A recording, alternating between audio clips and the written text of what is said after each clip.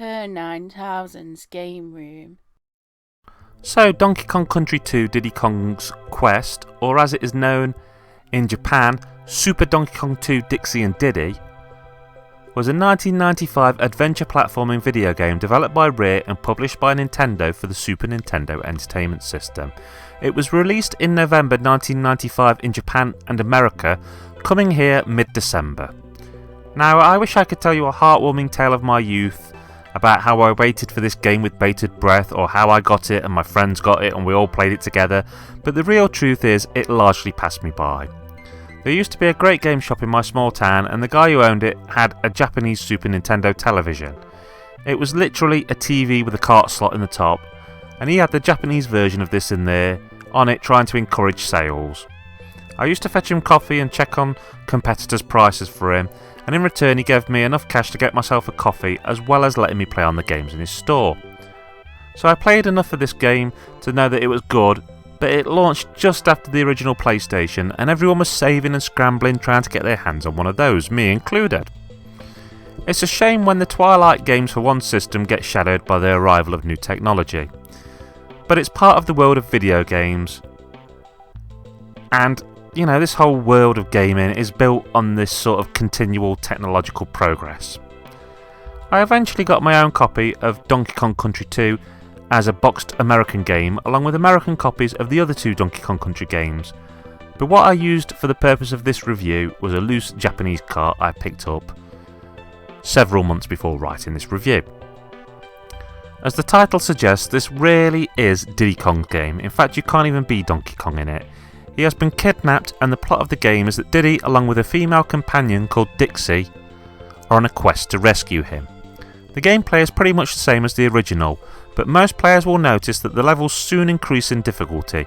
This would make it a bit tough as a starting point for newcomers, but it is ideal for those who have played the original, as it lets you sort of carry on enjoying the gameplay without you having to be overly babied through the start of the game. Diddy Kong's Quest is pretty much equal in terms of its graphics and audio to its predecessor, but really the first one was pushing the machine so hard it would be foolish to have expected any great leaps here. The atmospheric, orchestrated soundtrack returns, providing catchy and eerie tunes alike. The music is beautiful, I cannot fault it even in the slightest, and the graphics are very detailed, with brilliant character animation and design which is absolutely full of character. Much like in the first game, you get to switch between the game's two characters. Diddy is the quicker character, but Dixie has the ability to glide in the air by using her pigtails, which begs the question, how in the heck does that work?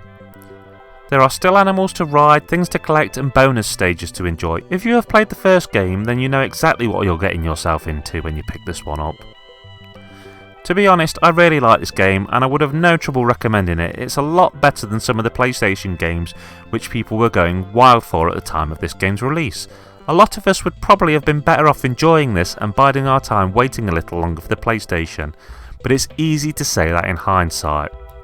I would however recommend the original game first unless you already own that, as it is a much better starting point and would most probably be a great deal easier to find.